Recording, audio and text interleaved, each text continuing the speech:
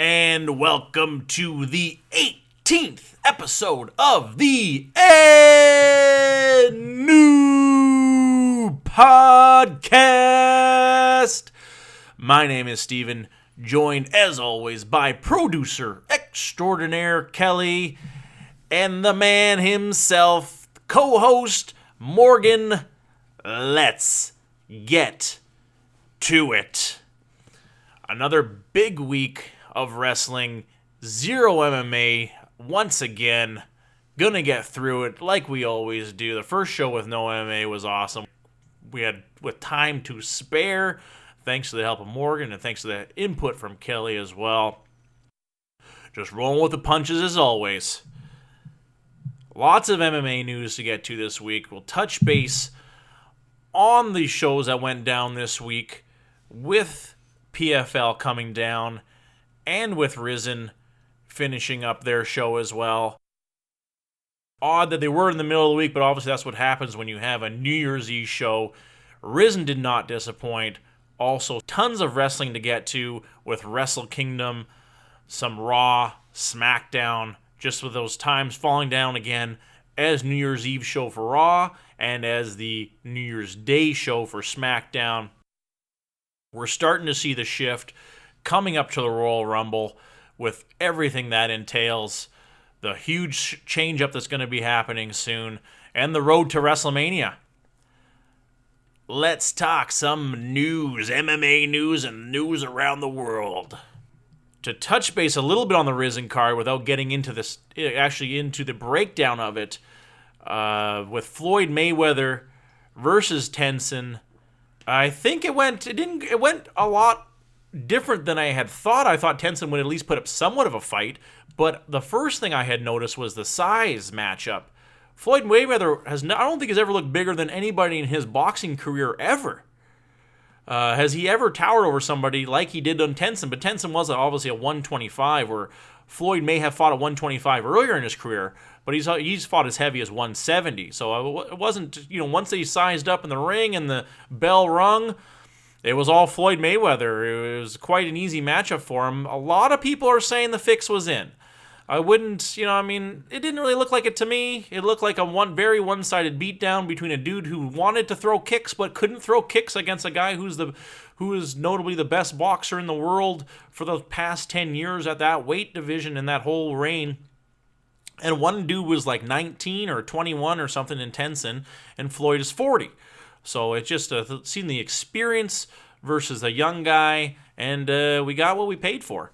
I don't think they would need to fix that fight. No, exactly. Floyd Mayweather is the best boxer of all time, arguably, and that guy is a kickboxer in a boxing match that's way smaller than him. He probably gave up 20 pounds easily. And, even Pacquiao was probably bigger than this guy. Oh, yeah, and Pacquiao wasn't that big either. Yeah, Pacquiao's, same thing. He's like 145, and that's heavy for Pacquiao. Would be 145. That's why when I first heard that news, I was quite shocked by it, to tell you the truth. I didn't see it. I watched the whole match, but what we saw is what we got, and we saw a very one-sided beatdown, and it put on a show. They put on a show at least. It was a good little cherry on the top for Risen. And good way to end the year for them with a banner promotion like that one, having a little bit of a mix-up with it, and I like it. But Floyd was paid $9 million for that exhibition match. Wow, $9 million! What a payday for about. They had it broken down to $50,000 a second is what he made in that match. He made that tax money. I wonder what taxes are like in Japan. If it's heavy-handed or what kind of taxes they have going on there. I think that Floyd just upped the ante for the UFC to pay Brock Lesnar or Conor McGregor or any other big names big money for their next fight, or they'll just go to Risen. Great point. Yeah, great point, Morgan. Absolutely. Or the other organizations who are really making waves like ONE FC, even PFL, which we'll touch base on a little bit. Even though those guys didn't make much money during the year, they're still the guys who won the match. They went home with $1 million check for winning those final matches. That's huge for any fighter. That's a huge night for any fighter. Did you hear about Fabricio Verdum? Yeah. He's asked for his release from the UFC. under the conditions that he doesn't fight in the USA or for Bellator. That pretty much sounds like he wants to go to Rizin or One or something like that. Of course, yeah, of course. So the amount of money they're going to throw at him would be huge for a name like that, especially just on a temporary basis. Obviously, he would come back to the UFC once his suspension is up, or does he? But yeah, I read that news. That was pretty big news coming out of there. I don't think they do it. What do you think, Kelly? Do you think they give him that release? I don't think they let him go. I think he's worth too much to the organization. Especially at the heavyweight division right now. What do you think, Morgan? Do you think they let him go? It's hard to say. Like, I don't think it would be a good idea to let him go. But I think he's under some sort of a suspension right now, right? Yeah, for failing his piss test. I think it's actually 2 years. So maybe if they let him go and then kind of have like a non-official agreement that after that 2 years is up, he comes back to the UFC. Yeah, might be a good idea so he doesn't get all rusty. That's true too. Yeah, that's true too. Exactly. It's a flip of a coin. He could go to a match and break his leg on the walking up to the cage. Even, you know what I mean? Anything can happen, really. And then everyone's like, "Oh, I told you so." You know what I mean? But I think it's just one of those things where very easily could turn out good, like you said, Morgan. You don't want the guy to get rusty sitting on the shelf for that long. Maybe another trade agreement. Yeah, maybe I could see that. Yeah, I could see that. Maybe One FC garners something, or even Rizin can garner something. They could send Crow Cop or one of their rising stars, Brandon Vera, maybe. Yeah, Brandon Vera, maybe. Yeah, I don't know how much tread he's got left in the tires. I think if more talent from the UFC or North America goes over to One FC to fight at heavyweight, I think Brandon Vera's in trouble because he's had a bit of a pretty easy go as of right now. Being the heavyweight champ of that division, just because the talent isn't there at all. There's not a whole lot of heavyweights coming out of Asia. Sorry, Morgan. It's okay. I think that Vera coming over and having a fight, because he's had some wins in One FC, people would get behind it and then like order it. Yeah. And you don't even have Verdum right now because he's suspended.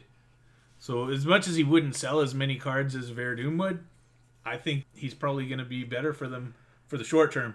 Yeah, I actually like that idea. Actually, just have him come over as the infiltrator, like the outsiders, or kind of like what we watched that special on the Pride versus UFC special, where they had Chuck Liddell come over as their representative to kind of come over there and rattle some cages.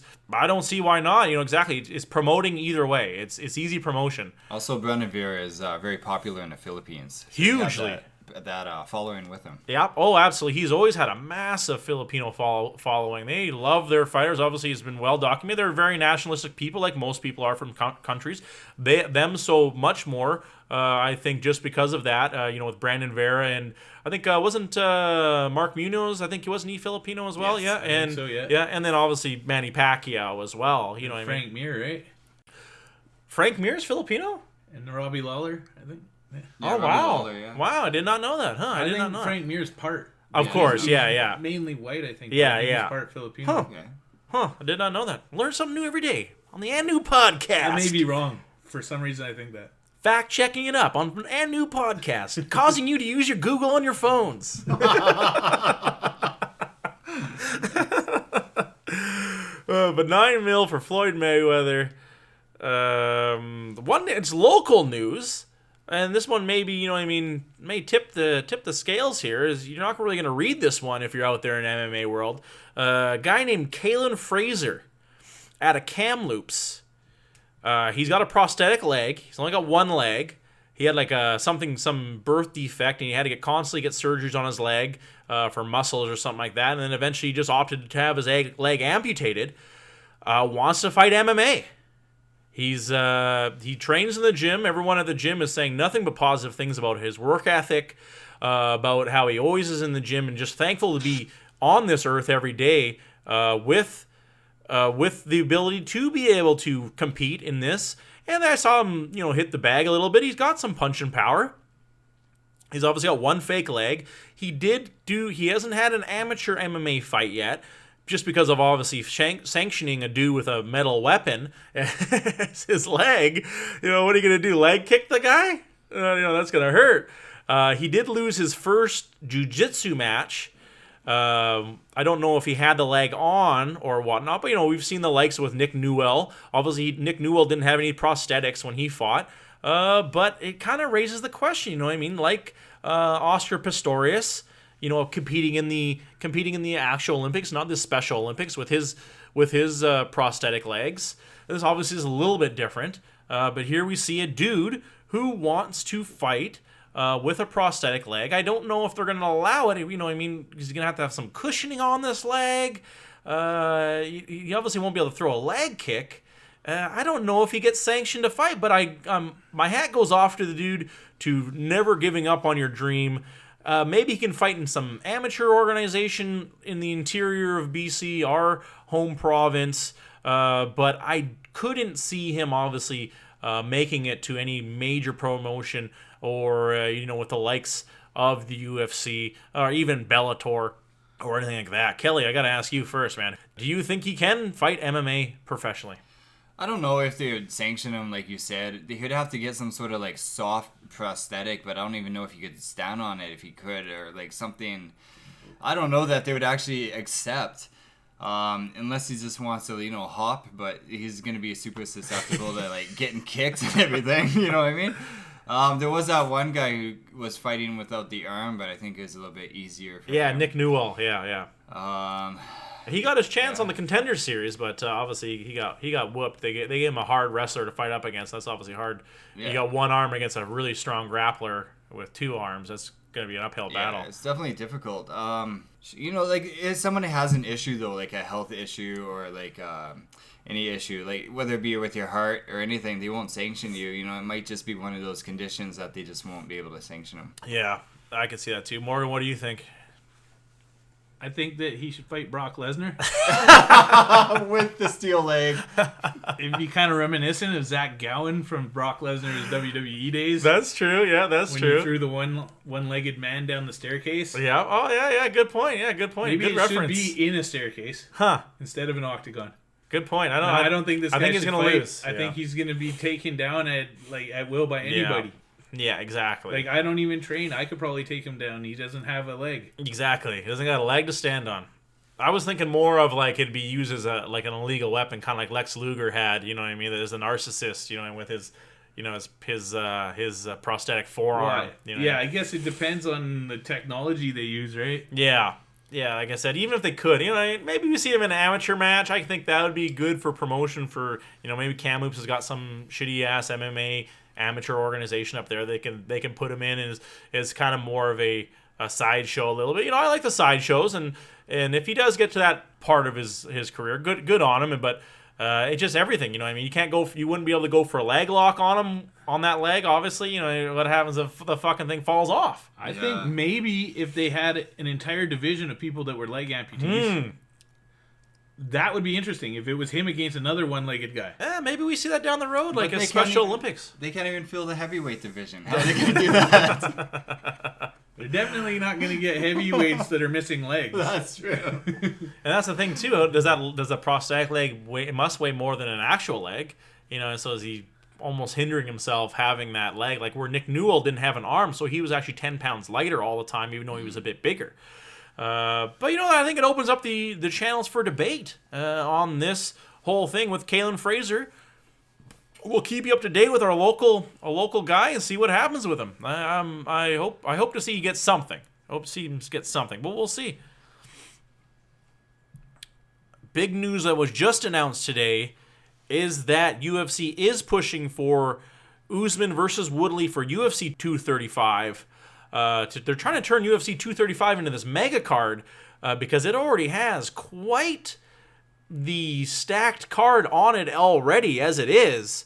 But that's the biggest move right now. Colby Covington getting straight cock blocked and not getting his opportunity to even fight. He did win that interim title, in which he did lose the interim title to without fighting. But once again, I don't know why they're giving it to Usman here, leapfrogging Colby Covington, and to get the title shot versus Woodley. Now, it is just speculation, but that is reported by ESPN that would be the next big fight And we'll see here. Yeah, we'll see here. Big news coming out of there. Somebody must definitely hate Colby Covington then, because he, like you said, man, he was the interim champ, and now they're not giving him a shot at all. I think it's last time, this time, anytime. I think it's for all his Trump support. Yeah, he's getting hate for Trump support. We're not either way on this show here. You know what I mean? I don't want to get into American politics. I know, but but he's just the president now. He's not the owner anymore. He's not the owner, so I'm wondering if that has something to do with it. Maybe. I doubt it though, because UFC just put out that whole like Donald Trump documentary. That's true. Like, praised him more than anything I've ever seen on TV. That's true too. Yeah, that's true too. But I think either way, as his rap song would say, Tyron Woodley will beat either of their asses. Wow, Tyron Woodley calling out his shots via rap songs, with or without Wiz Khalifa. We'll see what happens. But maybe if we see an injury, we'll see Woodley or we'll see Colby Covington in again. I was surprised that it would be announced that quickly, because Woodley said he wanted basically 8 months off, and that would be quite quick.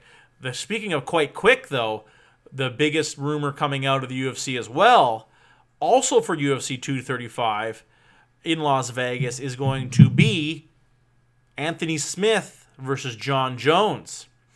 Anthony Smith basically calling out John Jones, and that's the fight the UFC wants to see. And I think it could be an easier fight for John Jones too.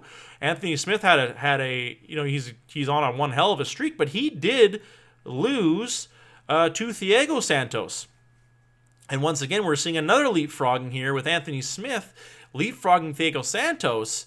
And now going to be vying for the title here. I thought Thiago Santos would be the next with that big win he had over Jimmy Manawa. We actually see this one here, and that's the one has the biggest news. I guess they got into it when Anthony Smith was on the Fox panel and had asked John Jones some questions and kind of almost called him out, and then John Jones took exception to that. So I think we got a little bit of beef, a little bit of hate, and I think it's going to be one hell of a hungry dude in Anthony Smith against John Jones. John Jones better be doing more than 15 minutes in the gym, I can tell you that, because Anthony Smith is going to be coming out hungry. And that's also rumored for 235. 235 is going to be stacking up to be a massive card. And if we get 2 title shots and Robbie Lawler versus Askren on that card, good night, Irene. We're going to have one hell of a show on our hands here. He's the guy that beat Volkan Ozdemir, right? Anthony Smith, yeah, in like Halifax or some shit like that, okay. Yeah. Mm-hmm. He's pretty good. I think he deserves a shot. Ozdemir was like right up there in the rankings, I believe. Yeah, Ozdemir got his shot against, he unfortunately came up against, obviously Daniel Cormier in a very tough matchup. I want to ask both of you guys, Kelly, who do you think takes that? Anthony Smith versus John Jones. I think John Jones is going to take it easy. I'd like to see the size matchup. I just think it's how John Jones won all those matches in his early reign at 205 he was just so much bigger than Vitor Belfort, then Lyoto Machida, then Shogun, then Rampage. He was massive compared to those dudes. So much taller and lanky. You just couldn't get, if you tried anything, he would just beat the crap out of you, and his anti-wrestling was so good. Even if you wanted to grapple with him, you were even in a worse spot than if you wanted to stand with him, which was a nightmare as well. Morgan, who do you think? I got Jones. Yeah. I got Jones for sure. This guy's got a chance. Uh-huh. I think he's a tough guy. John Jones can't take him lightly. If the John Jones that showed up against OSP shows up, maybe not. But if John Jones is on his game at all, he should take the guy. He's just heads above everybody, it seems. And if he loses, I would consider it an upset at this point. Big time. Oh yeah, for sure.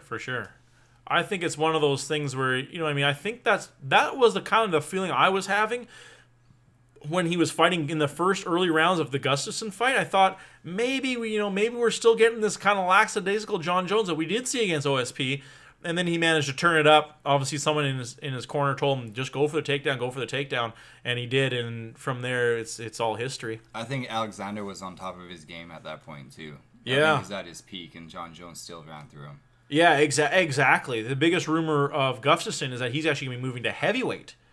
That maybe he's using the weight cut as an excuse. I'd welcome a heavyweight Gustafsson to see what he can do see what weight he gets up to at heavyweight. I don't know, maybe 240. We'll find out. Maybe I don't know what Swedish people eat, to get fat, so I don't know what he's going to be.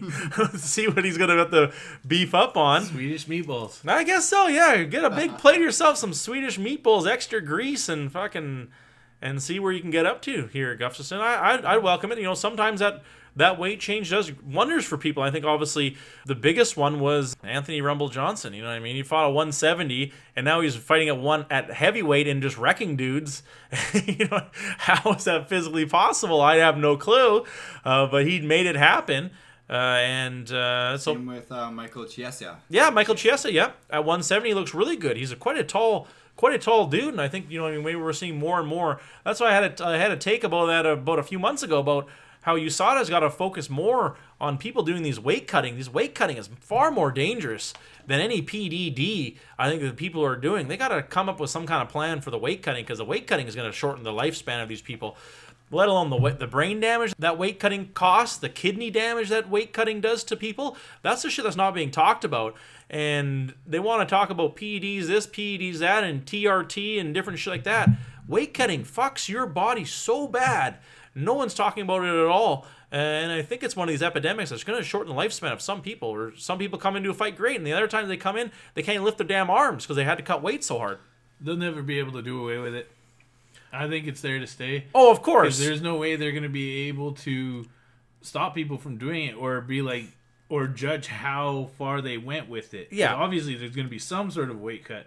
Oh, Maybe yeah. not to the extremes as this if they put in some regulations, but I don't even know how they would be able to regulate that. Well, I think the start was with the getting rid of the IVs. I think that's a start.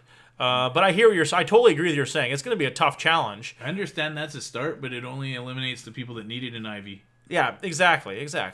So, and the IV actually, if anything, is going to increase the chances of the guys that are going to weight cut either way to stay healthy. At least keep their organs all in a good spot. Exactly that. Because it'll help them rehydrate. They won't be dehydrated as long. Yep. They're still going to weight cut either way. So I think removing the IVs it's causing more knockouts because guys aren't rehydrated as fastly. Mm-hmm. So ONE FC has started like his hydration test. Oh, crazy! So basically, they test you when you're not fighting, see how hydrated you are, and then they test you before your fight. If you're underhydrated or not, you're dehydrated. Sorry, underhydrated. I like underhydrated. If you're dehydrated, they'll move you up into the next weight class. That's how they abolish the weight cutting in MMA. Like they will not let you come in dehydrated. They'll do like a test. I like that. They up your weight class for the next fight, right? Yeah. It must be like I don't think they could. I think it's probably it's probably a pre-screening. But they test you like all the time. So basically, like if they're finding that you're getting too dehydrated, they just won't let you fight at that weight class. Basically. I like that. I like that idea. Yeah, that's. See, ONE FC kind of changing. There we go. We're getting people coming up with some ideas. I'm no fucking scientist. I never considered. I didn't know about hydration testing. Yeah, exactly. I'm no scientist. Somebody else has got to come up with this shit. Someone else is getting paid a lot of more money than I am that's got to come up with these ideas. ONE FC changing the curve. I like it. Using the science more of it. Maybe we see more of a medical marijuana thing coming in as well. I like that idea as well, obviously. Another big fight that was announced. This one's 100% in stone, where the other two are just kind of, they're still just rumors right now. It is going to be Volkan Ozdemir versus Dominic Reyes, one of the guys on the NU podcast, Natural Born Killers list. I love that matchup. There's two dudes who are going to stand in the middle of the ring and bang it out. Obviously, Dominic Reyes with quite the size advantage over Ozdemir. I like Ozdemir is still that gamey veteran out of Switzerland, the long-lost cousin of Cesaro. And I just think it's going to be a good matchup for both of those dudes. One guy's going to climb the rankings, of course. And even if you were to lose that match, I don't think you're going to fall very, very hard on it, because it's going to be two killers actually going in there and scrapping it out. I think it's going to be a great matchup for both those guys. Who goes for the takedown first? I think it's going to be Ozdemir is going to have to work that takedown just because of his size advantage, and maybe we see him move down to 185 just because every fight we've seen him lose, we've seen such a size disadvantage. With Anthony Smith he lost, with Daniel Cormier he lost, and now they're giving him another very big 205 with Dominic Reyes. Where this finish will end up, I don't know, but I am excited to see. With that all said, Kat Zingano's eye is in worse shape than anyone could have imagined. Damaged retina, damaged iris, and obviously a laceration to the eyelid and to the eyeball. She's got such bad swelling. She has to go back to the doctor every 2 days because her eye is swelling so bad. She's got bleeding in behind the eye. She at least doesn't have a detached retina, but she does want to challenge the ruling. Megan Anderson, I think was the girl's name she was fighting. She's saying, absolutely, I'll give you a rematch. Let's do that. Let's give you a rematch. These freak accidents happen, and I'm surprised we don't see more of them, to tell you the truth. Remember back in the day, we used to always see tons and tons of eye pokes before the rule had changed, and the absence of John Jones has made it so we don't see as much eye pokes as well. But they got to come up with with a toe in the eye is just such a freak accident. You never see a toe in the eye, but I like what they've done with the hands to the eyes coming up, but man, Zagano's going to be lucky if she, honestly, at this point right now, if she keeps her eyeball. It's in such bad shape. So what's the challenge? Because, like, she won. Like, you know what I mean? Like, it wasn't illegal. It wasn't an illegal move. She kicked her in the eyeball. It was not a good thing to do, but it happened and she won. She wants to try to contest it to get a no contest. That was a illegal eye poke, even though it was accidental. But it was illegal, wasn't it? It was legal. Well, I think you can go accidental eye poke and turn it. She obviously won't win. I can 100% guarantee the ref made the right call to stop the fight due to TKO. Just something that happens. So maybe it's just because if you get hit in the eye, you're saying whatsoever, it could be an illegal because it's just the eye poke, like the eye is getting poked, and that's the illegal move. Exactly. Okay. I don't want to see video replay with this shit though. I think video replay shouldn't exist in MMA. I know they do use it. They have a video replay right now, but if they have to go to video replay, the fight's over right then. And whatever the referee determines on the video replay will be what is set in stone. So that's kind of why I don't want to see the video replay coming in. It could have actually saved Kat Zingano. She could have went to a no contest accidental eye poke finish, but instead she gets the TKO. I like the fact of Megan Anderson stepping up and saying, "I will go with the rematch." I think that's the only thing. These things happen in MMA, and both parties got to agree to disagree on this one and go for the rematch. I think that's the only way that this situation gets resolved, and give Kat Zingano her due, and then also give Megan Anderson her due in saying, "Hey, it wasn't a fluke. I won. I beat your ass this time." Michael Bisping is calling her a crybaby. Whoa! Just kidding. Wow! through his dead eye. He can't cry out of his dead eye, and he's. Is she gonna come back like Bob Sapp and just like cowl her as soon as someone starts throwing punches near her eye? I wouldn't be surprised. Yeah. Kicks, maybe. It's got to be a nightmare what she's going through right now. Bob Sapp was such a beast. And Pro Cop broke his orbital and just turned into such a chicken. He never wanted to get punched in the face ever again. Poor Bob Sapp. Well, I actually think he won his last fight, actually, I think. What? Yeah, I think he actually did, yeah. I know. I'm more shocked than anybody. Like, I believe he can beat a lot of these guys, but it's just his mentality is... Did the other guy bet on Bob Sapp? I know. Well, no, that would be a bad bet to take. Not if you're the other guy. That'd be go down. Well, I mean, he's got to be such an underdog on the Vegas line, like... If Bob Sapp, he hasn't won a fight in a long time. I'm pretty sure he did. Let's just take a look here. Let's break it down here. Yeah, he did. Yeah, he did. Bob Sapp, he won. It was actually in Risen in September. Yeah, Bob Sapp won by decision. What? I feel sorry for that dude he lost to. You know what I mean? I feel sorry for the dude. It was going to be a knockout or something. He had quite the losing streak before that. 14 losses in a row. And was this... and Bob Sapp finally beat somebody. In Risen of all places. I'm sure that's what Bob Sapp's got to do. You just got to stick in Risen or Road FC. I know he fights a lot in One FC. Stick to the cards that fucking love you. And those are the people. He's a mega star still in Japan. You know what? He's getting paid. They love him in Japan. Yep. And he just goes out there. As soon as someone starts throwing punches at him, he just gives up. Yep. I don't know why they keep paying him for that. Yeah, I know, exactly. Just because of his name. I can't even count that high. I don't got enough fingers and toes to count what his record is, like in the last 20 fights even. But yeah, his last win before that was 2010. He hadn't won in 8 years. Bob Sapp setting back the clock. Bring out Ernesto Hoost is who he called out afterwards. I'm just paraphrasing. I highly doubt that. He was winning all the time back in the day. I remember watching Yan Norte, you know what I mean, kind of when K1 it kind of went down, he, you know what I mean, moved over to Strikeforce, lost that one. He lost to Bobby Lashley too. That was actually the Dream Tournament. Remember that heavyweight tournament was the best, and he got Sokoju beat him up, and he didn't let up. Sokoju kept on punching him after the bell. I remember that too, and that was a crazy tournament. Sokoju's a scumbag. He's done that to like a bunch of fighters. A bunch of fighters, yeah. I think he did that to Nortji as well. Oh yeah, he did. No, he did. Yeah, I think it was in the same tournament. Yeah, in that heavyweight tournament. Hopefully, here's all the best of Kat Zingano, and hopefully her eye heals so she can actually see out of it again one day. But coming out is January 6th right now. You're hearing the show live.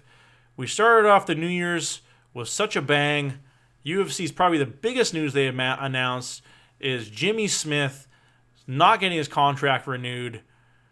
My New Year's resolution has come early. Didn't expect this to happen. Jimmy Smith no longer will be fumbling through terrible shows and attacking refs constantly, repeating himself more than me on this show, for Christ's sakes.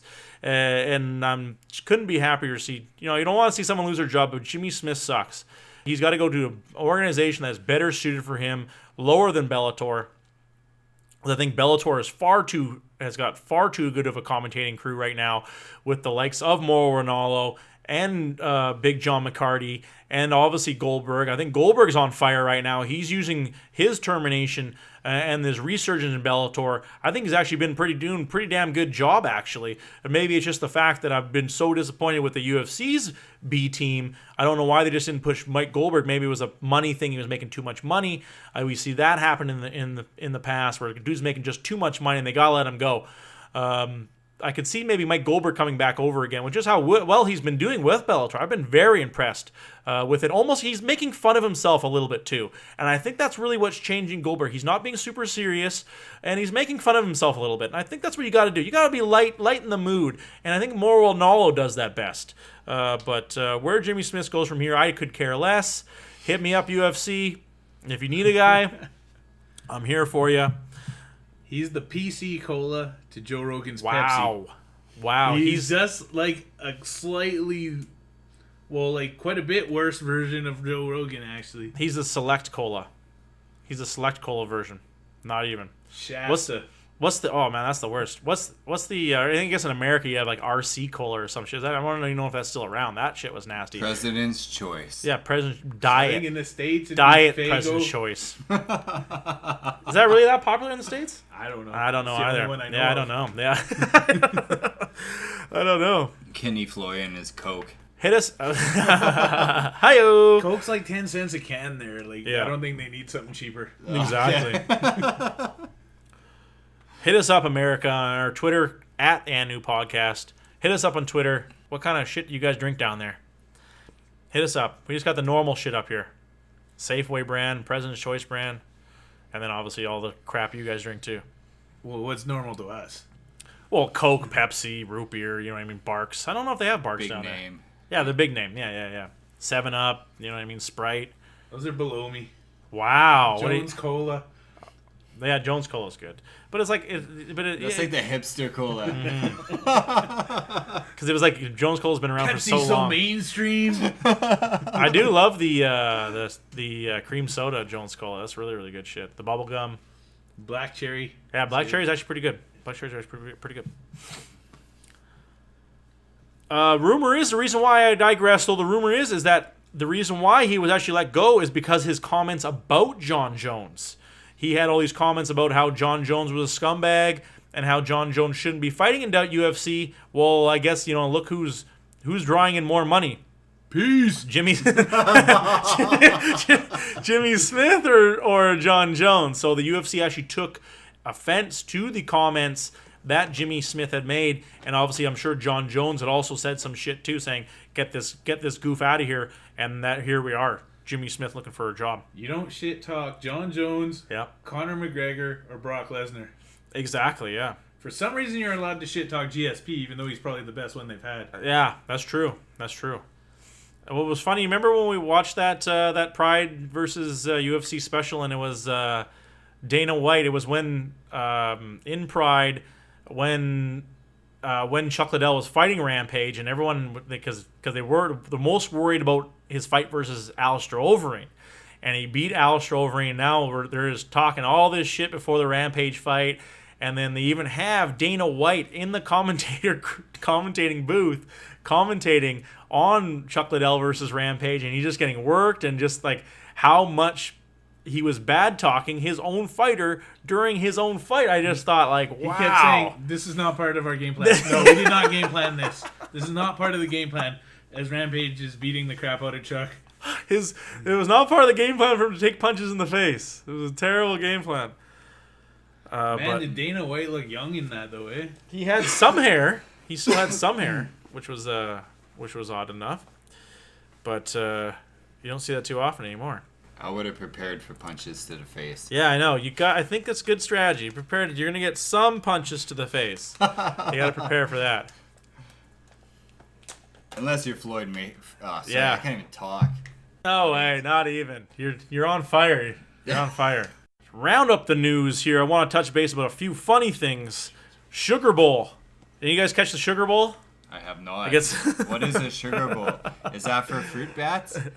No, it was the Texas Longhorns versus the Georgia Bulldogs. It was actually quite a good game. I've watched more college football this year than any year. I've really been enjoying the college football they've been putting on. And we see again coming up here, Clemson versus Alabama for the title coming up on Monday. I'm actually quite excited for that. I think that's what's going to be defined of our era of college football this last 5 years is going to be the Clemson versus Alabama era. And it's been some great football. They brought up some great stars. But I digress here. The funniest part of Texas versus Georgia was that they have the Texas Longhorns mascot is an actual longhorn. It's a big-ass steer, big-ass fucking cow bull. You know, there's a steer. I know what the difference between a steer and a fucking bull and a fucking cow is.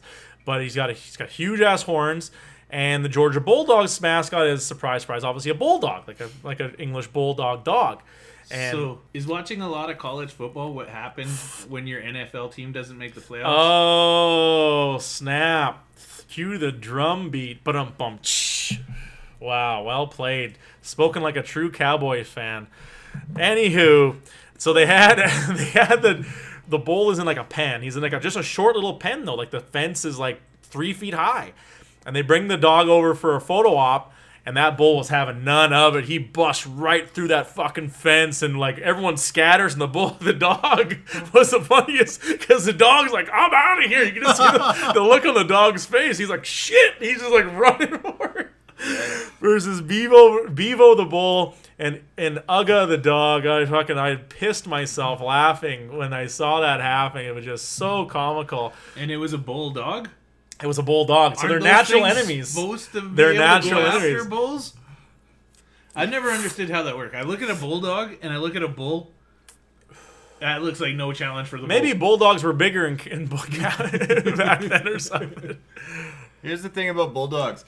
They have such a low center of gravity. What they would do is grab the ankles and stuff and kind of like trip the bull to fall down. Like it wouldn't actually like try to like take on the actual. Yeah, and the skin was so loose that if the bull like stepped on its face, it would just like grab the skin, so it wouldn't like crush it. It could kind of pull away. Good history lesson. Yes, this guy knows his bulldog knowledge. Yeah, well, my wife, she was a veterinary technician, which went to school for it, so we had that huge book at home and.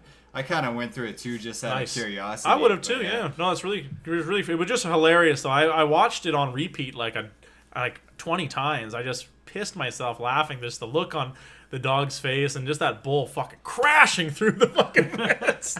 It was hilarious, man. It was just one of the funniest things. But if I could touch base, one last thing before we get to the news here. On the Risen breakdown and the PFL breakdown, paper fucking straws.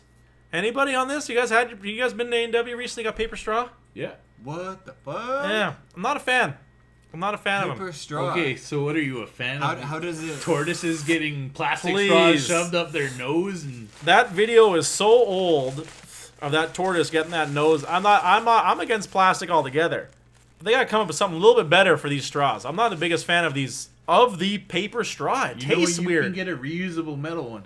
Yeah, I know. I have one. You could just you have one. You walk into McDonald's like the biggest pimp. You're like, pull you out your case. Your case with my rip straw. that, like, metal straw out. Mine's It's got gold, some bling bitch. on it. Exactly.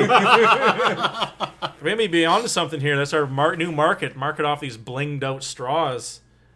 Go to the and new shop to see the and new merchandise like our new gold straws. And new gold straws. For drinking water. Only $299. Get the diamond encrusted one for $50,000.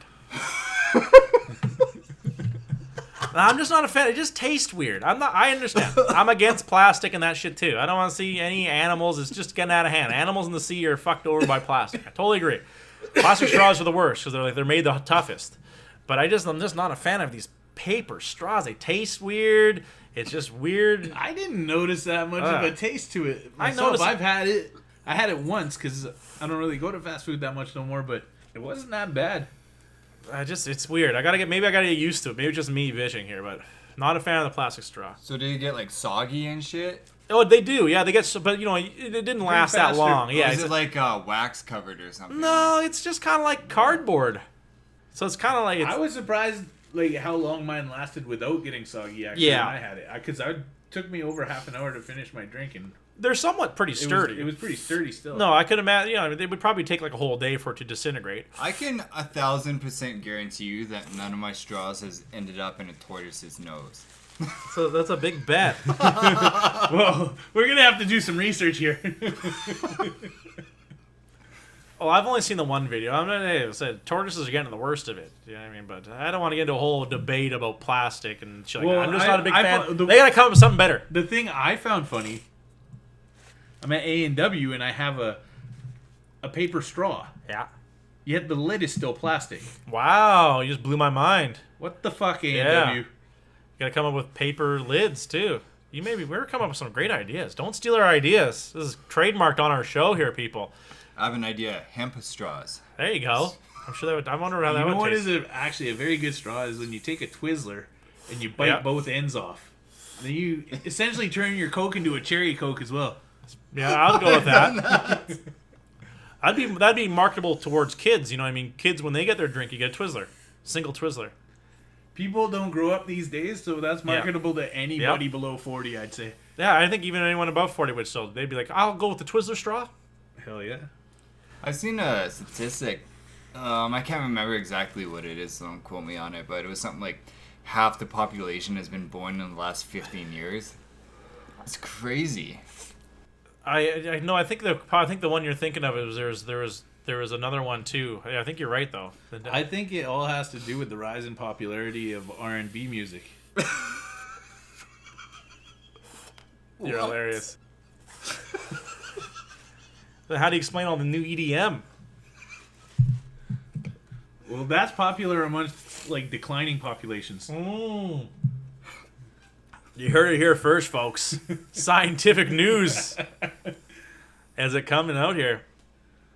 I think R&B will always be super popular since it's an invention, you know what I mean? And it's just going to be one of those things where mumble rap is still popular somehow. So it's just like one of those things where if they can get away with mumble rap, a metal can't get away with what they're doing right now. You're set for life. If one good thing could come from mumble rap, it may be a decline in population. Wow.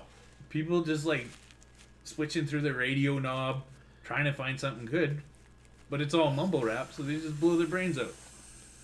It's true. Yeah, this is the best we got. I'm done. I'm not made for this earth.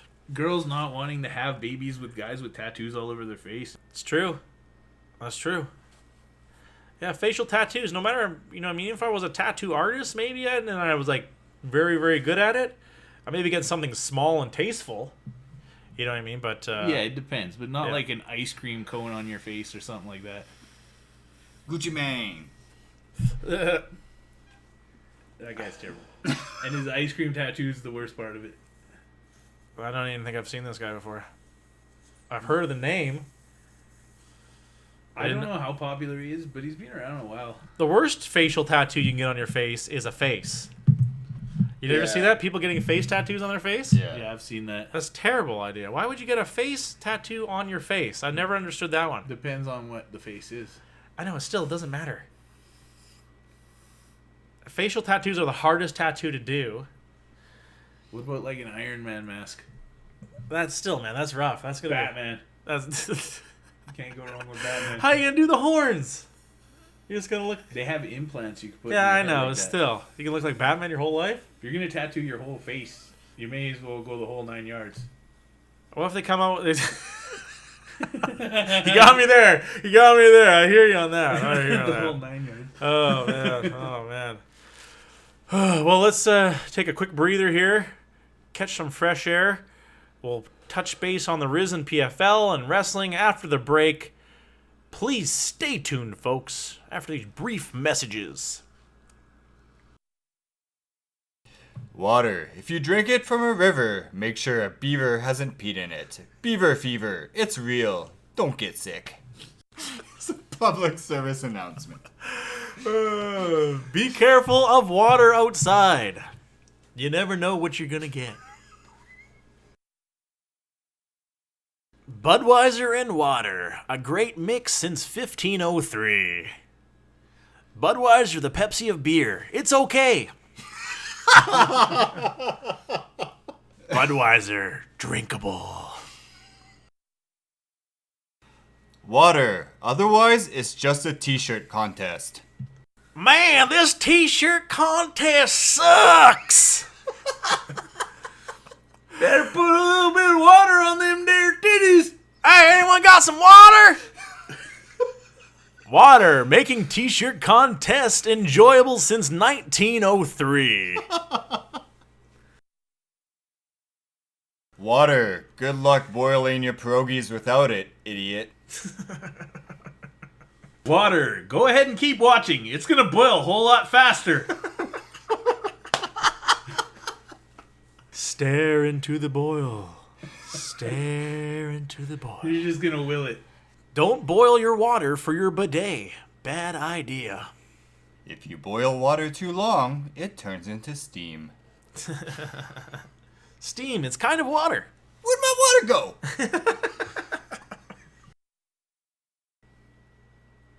Water. You gotta piss it out sometimes. Refreshing. Side effects to drinking water may cause you to piss. And welcome back, folks. We hope you enjoyed our commercials, and go grab yourself a tall, cold glass of water on the house. Let's get to some MMA here. As we mentioned during the week, we had Risen and PFL, Professional Fight League's final event. It was kind of like baseball. Baseball sucks throughout the entire year except for the World Series. The World Series is actually kind of cool, and I think that's what PFL kind of did here. And they broke numbers with their card. And hats off to them. Obviously, with that show at that time, I think you're going to have a lot of people. You're not really competing up against anyone because the Japanese card happens in the morning. You kind of got every American right there on you. I think it's on NBC Sports. Because the rumor is they had 5 million viewers. That's pretty fucking good. Crazy. That's a pretty good number for a buttfuck organization. 5 million, really? 5 million is what's reported is how many views they had. I think it's free though in the States. Sounds a little unbelievable almost. That's what's being reported, so we'll find out exactly. Like, how many people would tune into an episode of Ultimate Fighter? Well, I don't. Maybe it was because the $1 million shit. Maybe. Yeah, everyone won $1 million except for the girl fight, which was kind of weird, but sexist. Wage inequality. Kind of is. Let's talk some Risen though. It did not disappoint. Risen 14, and they went with the lighter weight as the main event. Very ballsy move. Obviously, the Mayweather-Tenson fight took precedent over this entire card, and. But I give it, my hat goes off to him for the 135-pound belt. You're bringing in the American, this great up-and-comer fighter, the Bellator champ, to fight the Risen champ in a very tough dude in Koji Hiraguchi. I just love that matchup stylistically. It has everything written all over it. It'd be like, but in like a bigger card, obviously it would be the co-main event. But I like it. Risen really going with it and going with that one. It wasn't a very stacked card though, with everything else to say the least. I think Darren Cruikshank did lose against Damian Brown. We saw Miyata did beat Yamamoto. The Hulk winning that one. I think his name is Hercules, winning that one. And a few other American, Justin Scogins, who I've documented on the show. The guy's a total idiot. You can't go out, I think he said before how he was like the best at 125 in the whole world. It's like when you beat nobody, and then he goes on to lose 4 fights in a row here now. He's lost since making that statement. This is his 4th loss in a row. Talk about, some shit coming back to bite you in the ass with this one. Losing in Japan in his first match on Rizin. I think his addition to the Rizin roster is very good move, though. They need the former UFC fighters on their roster if they're going to make headway, and I think that's what they've done with Darren Cruikshank, who also loses on this card. And that's what they got to do. Bring in the Americans. The Japanese fans love that shit. And have maybe more cards with these Americans coming over. And maybe they aren't making the most, but they're still making more than they would on American soil. Fighting winnable fights. Gabby Garcia also wins a huge one here, obviously, to no doubt. The girl who had no MMA experience, Gabby Garcia, key locks her. Very good move. It's like the reverse of a Kimura is the key lock, is when you're twisting the guy's arm backwards from his fist facing up rather than his arm being behind his back. Good finish by Gabby. To no surprise to the entire world, she beats the girl with no MMA experience. Moving to 6-0. Basically just fighting in Japan, kind of as this freak show. She's just gigantic. I'd honestly rather see Gabby Garcia fight like a talented fighter who's in a smaller weight class than all these 0-0 fighters that are her weight but like nowhere near as muscular as her. I hear you. And like just look so out of place in an octagon or a ring. Oh, I totally agree. She's not that great in the grappling tournaments. Even in because she's a good by Mackenzie Dern. Yeah, exactly. Mackenzie Dern beat her exactly in Abu Dhabi. You know what I mean? So that her grappling isn't that good, and I agree with that point, Morgan. That's a great point. Like, honestly, I might think like someone like Amanda Nunes or Cyborg, even though they're smaller, might give her a pretty good fight. Her stand up is pretty slow. Let's be honest here. Her grappling is her bread and butter, and she's not even the best at grappling. But her stand-up is pretty sloppy. I could see somebody like even the home girl, Holly Holm coming in and really putting it to her, just because her stand-up is that bad. That's funny that you called her home girl. My home girl, Holly Holmes in the house. That should be her nickname. She's a ride or die. Holly Home girl. Holly Holmes. No, it doesn't really work. Doesn't work. Back to the drawing board. It's not Holmes, isn't it? Isn't it just Home?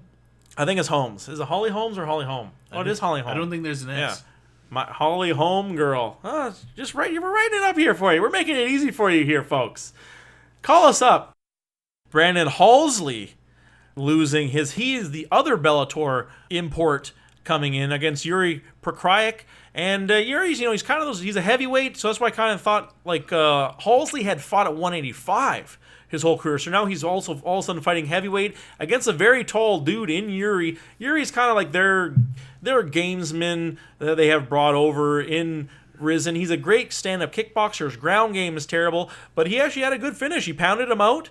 It was very quick by Yuri, but obviously the size was huge. He was massive compared to Halsley, and Halsley isn't that great of a fighter these days. He's got something wrong, I think, with him.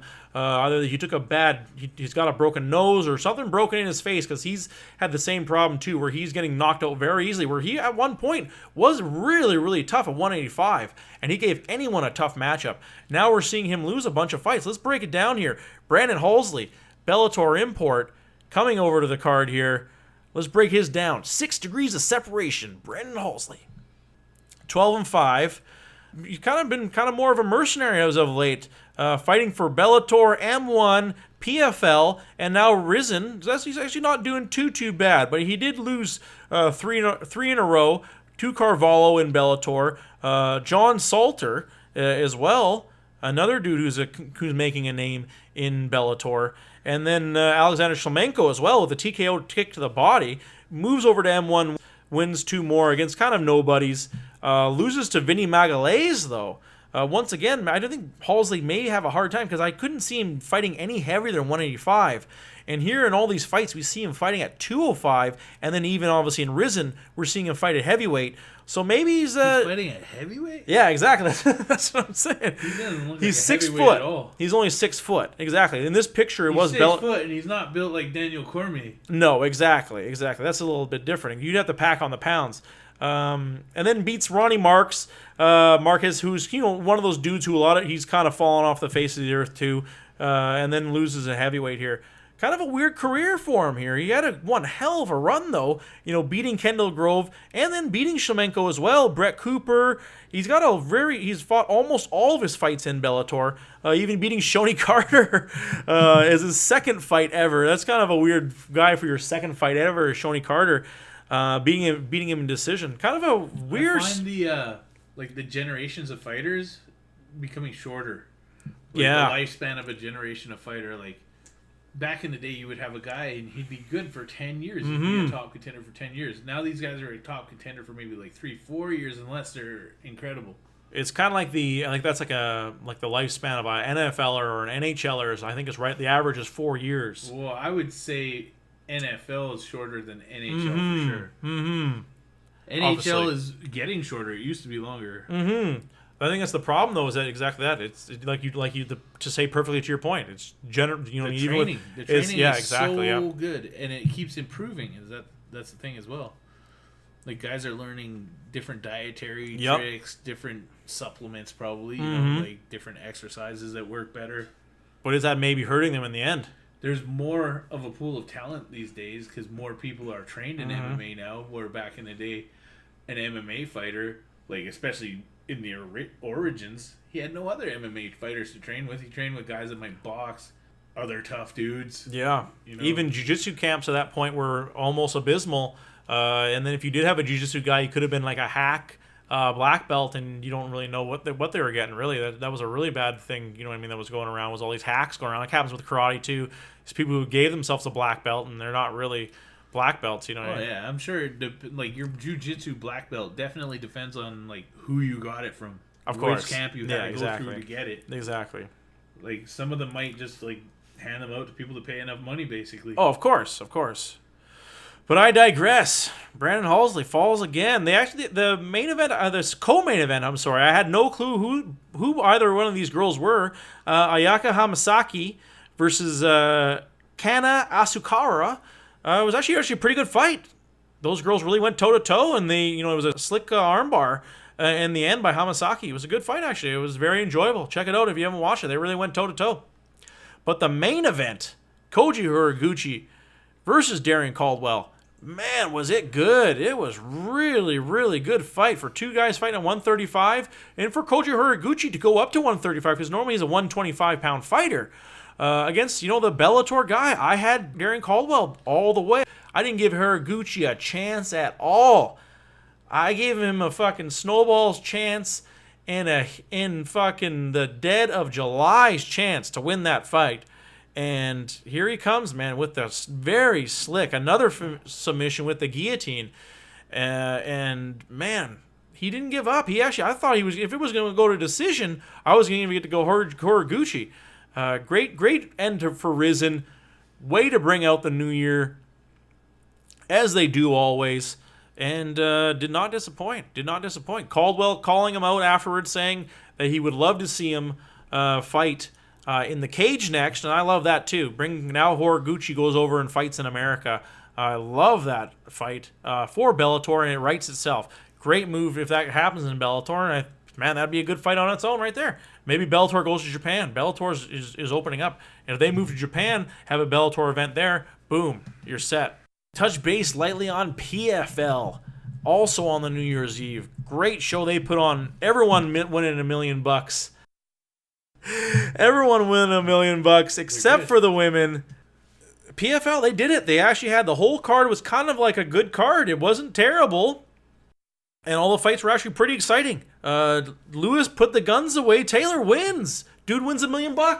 He got here by accident, and boom, knocks the dude out. It was a fucking very weird knockout where he punched the guy, blocked the punch, but still he got wobbled so hard by it. He pounded him out afterwards, and boom. Lewis Taylor did what he set out to do.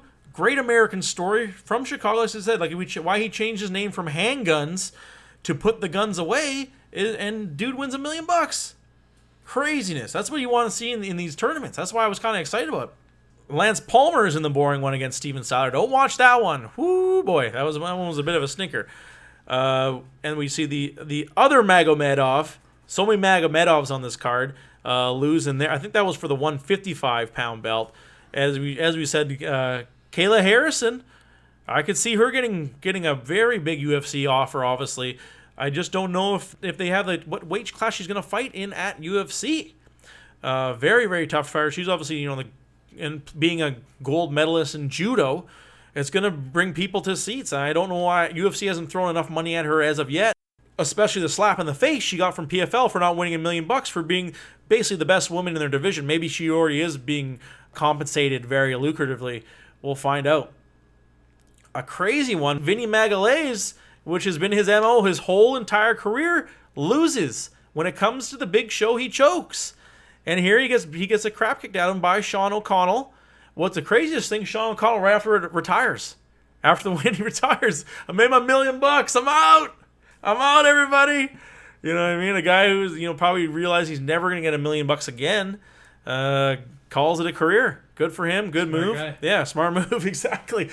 Buy a house and start a business or something. Whatever. $1 million. Josh Copeland loses. He was a big favorite coming out of that one. I don't think anyone gave Linz the heavyweight division there a chance. Josh Copeland had a lot of smack, and once again, Sherdog starts talking about a guy. he gets a curse on him. They were just nonstop having things. Who is Josh Copeland? Because I don't think anyone really know who this dude was at heavyweight. And here he loses. Couldn't do it up against Philip Linz. Let's find out who the hell even Philip Linz is. I have no clue who this dude is. Breaking it down, 6 degrees of separation. Philip Linz. Monstro. Not a bad nickname. Fighting out of Brazil. He could have fooled me with that name. Philip Linz to be fighting out of Brazil. I thought he would have been American or something. 14-3. Fighting out of Rio Grande. He's on a 4-fight win streak too. Beating Josh Copeland. Beating Jared Rosholt. Both by finishes. All by finishes. All of his PFL fights are by finish. Dude's coming in and making a name for himself. Did fight in Bellator a bunch of times too, losing to Nemkov. Maybe he fought only at 205 before. Yeah, I could see that. That looks like from his career, it looks like maybe he fought at 205 before, and now he's gone up to heavyweight. And the dude's making some waves here. Philip Linz, I'd be very surprised if the UFC doesn't sign one of those guys. I remember that's how Arlovsky got his name back. Really, when PFL, what it was before, can't remember what the hell they even was. The organization was so shitty. Can't even remember what the hell their organization name was before. Or you remember what his name was before? IFL? No, it wasn't IFL. It was something else. Okay. Something else. Either way. Strike Force. No, it wasn't Strike Force. No. Yeah, no, it was WSOF. It was a WSOF. And the WSOF folded, but PFL getting it done. Where the WSOF could not. Great New Year's Eve cards. Always love to see them. Can't wait to see them again here. 365 days away from now. Can't wait to get to it. And what 2019 is the first show of 2019 here. What 2019 brings to the table? Dallas Cowboys Super Bowl champ. Yeah, right. Well, we know 100% it's not going to be the Steelers. I think we know 100% it's not going to be the Cowboys. You heard it here first. Eh? Heard it here first, folks. Do you want to give me 99 to 1 odds on a bet? That's crazy. That's all right, insanity. Then you're not 100%. That's insanity. Let's talk some wrestling. I want to get my take first, though. It is about wrestling, and it's one of those things where Christmas times pass, where everything business as usual, everything's back to normal. But one gift I got that was super cool.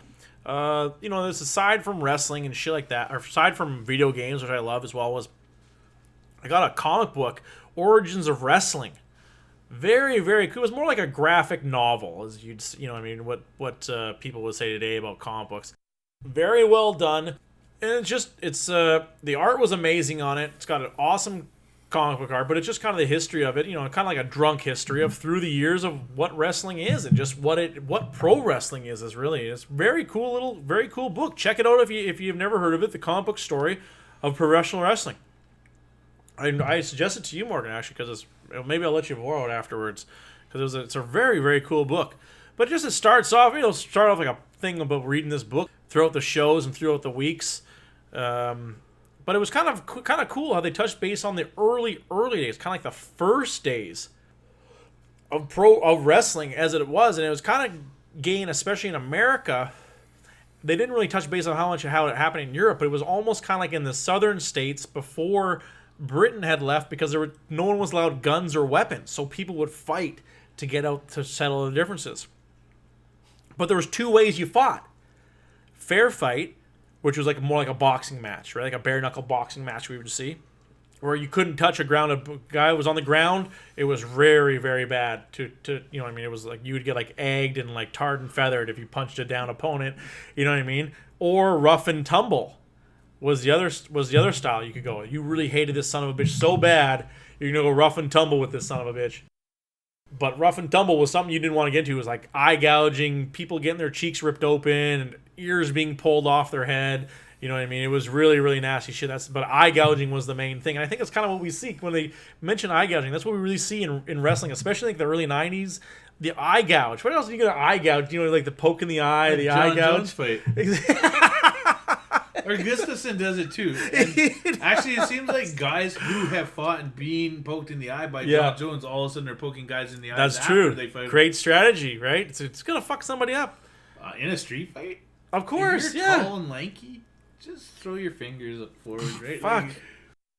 But in the beginning of the book, it kind of just touches base on like the early American wrestlers, and it started obviously as a carny show. That's what it really was. A carny would, that's what we kind of see why wrestling was kind of always has this bad stigma behind it of kind of carny and shit like that, because that's what it kind of was. They show up to your town, this dude, if you could last 5 minutes with him, you'd win money, people were betting money, and that's what it was. But the first guy was Martin Farmer Burns. This dude was so crazy. He was super, super tough. He was 165, but he was beating heavyweights because he was so good at grappling. He was he would actually use like the science, and he was super, super strong too. He would do this trick. This was in the fucking book, that he would hang himself on purpose, and that his neck was so fucking strong he couldn't be hung. You know what I mean? So he would be dropped 6 feet to being hung, and he would be fine. He's stupid as hell for testing that. That's what I'm saying. Whether it's true or not, that's what's written. You know what I mean? That's just crazy. But the big guy was Frank Gotch. That's what kind of I remember hearing and watching documentaries on the dude, and just being one of the toughest, but also being one of the nastiest dudes as of what we saw in America, or what was coming out of Britain as the catch wrestler. And that's when it started to be becoming legitimized, when Frank Gotch, but like I said, he obviously was winning these matches as the Carnival Challenge guy, where he couldn't beat him. Out of Europe though was George Hackenschmidt, and this dude was the toughest of the tough, just an Adonis. What in Europe they were doing was just like Greco-Roman wrestling is what we do. Still kind of the same spectacle where two dudes would go up into a match, and you would have to wrestle this dude, and it was like, that's the thing. They never really knew when it was fake, but they always kind of had a feeling, since it always had that carnival aspect to it, that maybe some of it was fake, even throughout time. And eventually these two dudes would fight in a match. It was this shit was huge. Well, I think that goes for any combat sport. Like, there is times for sure when boxing matches and MMA matches have been fixed. That's true. There's just no reason why it wouldn't happen. There's way too much money to be made on bets and stuff like that. It was the exact same with wrestling. To it not to happen. I'm sure most of them are respectful and honorable guys that wouldn't do that. But in humanity and like society, there's people that are out for the buck, and I guarantee you it's happened. 100%. No, that's a great point. Morgan. And I think that's where wrestling was at this time. The early 1900s, like seriously, like late 1800s, early 1900s, wrestling was the king of entertainment. It really was. And that's what was kind of fucked up, where these dudes were filling arenas. And it was pretty crazy though. This, like, the Frank Gotch versus Hackenschmidt was like the biggest match ever out there. And it was well documented that Frank Gotch had used shady tactics. Like, he oiled himself up, and he would just be super, super nasty when it kind of like headbutts, like accidental headbutts and shit like that. That was his whole game. But this dude, pretty much known as the baddest dude on the planet back then. Right? Yeah, exactly. Like, I've heard exactly, about him. Yeah. I know that like a lot of people credit him with like kind of like doing an version of MMA at that time. It kind of was. He was like, he could throw punches, he could choke people, he could grapple. Exactly, and I think he would do real fights too. Like, for he sure. would do like wrestling matches, like WWE style stuff, where it was scripted as well. But like, he was known to do actual fights too. Exactly, he's absolutely one of the toughest dudes on the planet at that time too. Of course, you know, this is the 1900s. We're talking. These people were filling out Madison Square Garden, opera houses, and concert halls. Like, that's just how crazy it was. It would have been super, super cool to go and check out an event at that time. Man, that would have been super fucking cool. You know what I mean? To see the wrestling match we see today to the wrestling match that was then. Frank Gotch ended up going to win the rematch as well against Hackenschmidt and kind of solidifying himself. He retired shortly afterwards, as did Hackenschmidt, because of knee injuries. But Frank Gotch, I think he died of like syphilis or some shit. He was a carny. He was a carny. System back then. I know, exactly. But I could see why the whole downfall, and that's what they were saying. There's these stadiums were being filled, and then all of a sudden these stadiums are becoming empty for wrestling. And there always had been, maybe people kind of got on to the fixingness. Maybe the fixingness of it was far too blatant. Because at least somewhat was partially done back then. But I can see why. I'm a mega grappling fan, and that's why I love this story. I'm not such a huge grappling fan. I would have loved to have seen it, but I could see why it wouldn't have appealed to the masses. We've all watched grappling matches before, right? You know what I mean? They're pretty fucking boring. You know what I mean? It's usually a stalemate between two dudes, especially like jiu-jitsu matches. They can be quite boring. You have your exciting ones, but they're actually few and far between as to an actual MMA fight or an actual scrap where someone he's got multiple ways of getting beat by knockout or submission. So I could see why, and that's what we're kind of seeing. And then with the World War I and the Depression, wrestling had like a really hard time, kind of went underground for a while. And here it is to what it is today. It's just so fucked up. I'll touch base more on how the comic book's going along. Very, very cool comic book. Let's talk some wrestling. You watched Raw and SmackDown this week, right, Maureen? Yeah, most of it. I fast forward bits and pieces. It was good. Yeah, no, it was a bit long. I felt the same way on that one. I think maybe because it was a New Year's Eve show. Raw. Finally, Drew McIntyre and Dolph Ziggler get their finish. We can hopefully see the end of that rivalry with Drew McIntyre finishing off Ziggler in the cage match. Let's hope this is the end. That both dudes can move their separate ways. I think Ziggler, unfortunately, takes a huge stock crash in this move. And here we see McIntyre obviously going to be vying for the heavyweight, the Universal Championship, any time. When he came back in and gave him that extra Claymore. Yeah. That was pretty good. That's what I'm saying. The Chosen One, man. He takes a roundabout way doing it. I could easily see him being champ soon. Talk about a guy that took such a route to get where he is today, to be the Chosen One, to come out, to be introduced by Vince McMahon as the next big wrestler. What a curse that must have fucking been. How hard was that, especially for such a baby face of what he was at the time? The clean-shaven Drew McIntyre, he didn't even look as big as he is. Like, did he grow inches or something like that? Because he looks massive, like a massive beast right now of a wrestler. He's just such a freak athlete. The dude is huge. And I think he's a perfect fit. Maybe, through all these years, Vince McMahon is fucking laughing and telling you, I told you so, because here we see the Chosen One make a comeback and could very easily be a champ, and I could see for a long time. Yeah, the only problem I had with that angle and how it played out was Dolph Ziggler whining backstage afterwards again. That's why I think Dolph Ziggler's going to get a crash. He's got to stick with being enough of that. That's what I'm saying. He's got to be a heel. Dolph Ziggler is the Lionheart, like, poor me. That was his worst angle ever. I was like, take this guy away.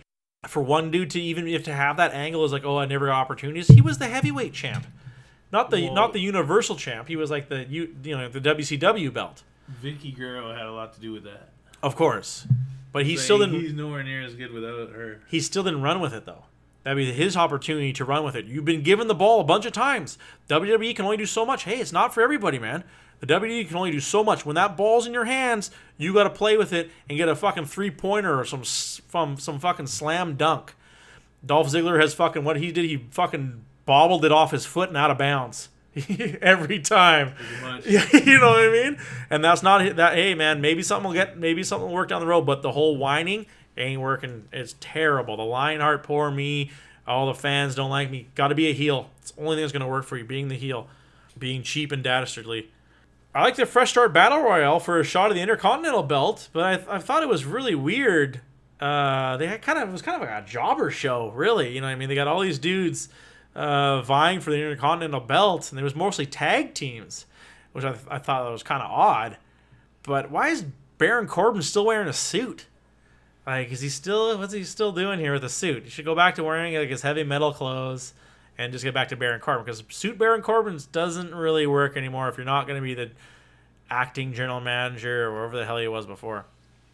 But the only dudes who were in that match that were any good really was Balor, Corbin, and Apollo Crews. And here we see the Apollo Crews. I did not see him winning that match, getting the push he's getting.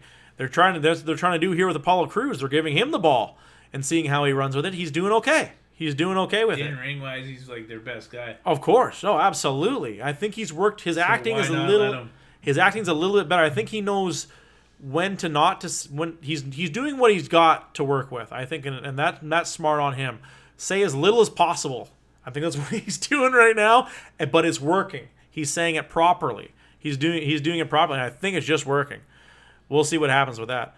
It's weird how the women's division, it's kind of weird where it has like women like Ruby Riott and Ember Moon, and they're not being marquee. It's kind of weird how they're using those girls that way. It's how deep the roster is on Raw for the women's division. Yeah, they got a really good women's division. Yeah. Like, well, what can you do right now? Like Ronda Rousey come in, obviously she's gonna be the one in the spotlight. So all these other women are gonna have to hold up, I bet. Exactly. Unless they can move to SmackDown, because I think she's gonna hold that belt for a long time. I think she loses at WrestleMania. You heard it here first. I think she loses at WrestleMania. I don't think they're gonna get rid of her. That'll be like it for, because that's the big thing on her contract, is that she has to be champ at WrestleMania. I don't think anything to say about winning at WrestleMania. No, I think she's retaining. We'll find out. We'll have to put some She's beer a on big that. Draw for them. Of course. Goes nuts when she comes out. She's a huge draw. Rowdy shirts. Yeah. She's a huge draw. As good as like Sasha Banks and Ruby Riott and all of them are, I just don't think the crowds is into them. No, I hear you on that. Maybe Ruby Riott's getting there, but I hear what you're saying. They're rolling with the ball, and the Ronda Rousey ball has got so much steam behind it. It's stupid not to go with it. I totally hear you on that. Hey, speaking of weird, though, Jinder Mahal, man, dude used to be the Universal Champ not long ago, and now he's going up against Heath Slater and Rhino in a tag match. You know, that was kind of weird. It was good to see the Singh brothers, though. I'll tell you that. It was good to see the Singh brothers. Also locally, Kelly from Coquitlam. So it's kind of cool. I hope they got paid well for that, to actually get a match. I don't think they actually had a match on Raw. They always had been... I think they had each one of them had fought AJ Styles or some shit like that. I think they've had some matches that were involved in like three-way tags with Jinder and stuff. Yeah. Still, it was good to see them on. It was good to see them on Raw. Local dudes getting their due on Raw. That's kind of cool. Good for them. Good. I hope their whole family enjoyed that. It's kind of cool. Zero surprise that Dean Ambrose retained the title against Apollo Crews. So zero surprise there. Still not sold on his stupid gimmick. He's going with the whole Bane Ambrose sucks.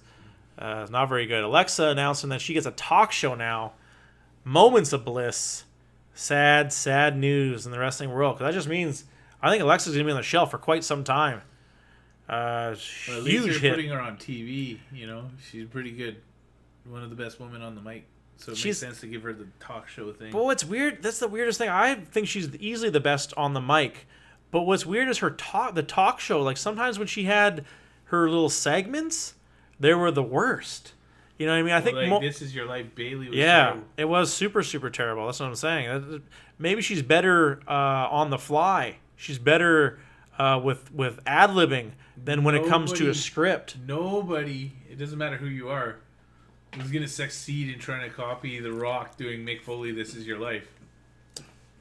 Like, it was bad, but like, it would have seemed less bad if it hadn't had that to follow up on. Yeah, I hear what you're saying. It's you're trying to emulate something that happened super by accident and wasn't supposed to be something good, and then you're trying to recreate that moment. It just didn't work. It just didn't work out for her.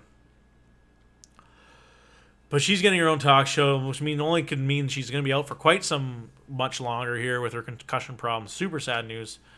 But all the Ronda's talk, I was actually pretty impressed with Ronda and Natalia versus Tamina and Nia. It was actually a high-speed match. They must have been given the warning that they're running up against the clock.